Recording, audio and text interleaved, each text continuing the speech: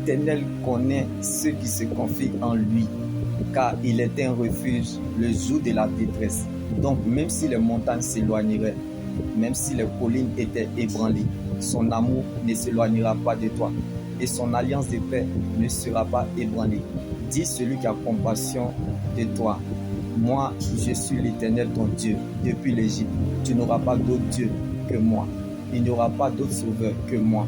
Je t'ai connu dans le désert, une terre aride. En effet, tu ne te souviendras pas beaucoup de la durée de ta vie, car Dieu t'occupe en déversant la joie dans ton cœur. Alors que la joie du Seigneur soit ta force et ton partage. Le jour où l'on reconstruira tes murs, ce jour-là, tes limites seront reculées. Donc, tout ce que Dieu veut, que tu quittes la dimension d'où les gens te portent, des prédicateurs, le niveau où ton cœur dépend des gens, des témoins, la dimension où les gens décident sur toi d'envoyer, que tu arrêtes d'être celui qu'on porte, de messager, pour devenir celui qui porte le message. De tous les ressuscités qui sont morts, Jésus-Christ est le seul ressuscité qui est vivant. Donc, celui qui a une parole de Dieu prolonge sa vie.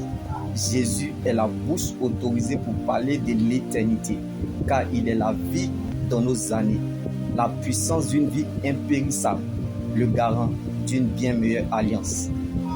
Sa présence dans notre vie est la chose la plus importante que Dieu donne à une personne. Alors, apprécie ce que Dieu t'a donné.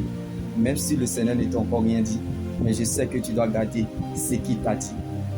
Si leur action vient des humains, elle se détruira, cela disparaîtra. Mais si elle est de Dieu, vous ne pourrez la faire disparaître ni la détruire, car les solides fondations posées par Dieu subsistent et demeurent éternellement. Alors, heureux l'homme qui cherche la présence de Dieu malgré les difficultés, car Jésus n'abandonne jamais ceux qui le cherchent. Et Dieu ne permettra jamais que ses saints connaissent la décomposition. Alors, en toute humilité, Seigneur, qu'est-ce qui peut bien te résister?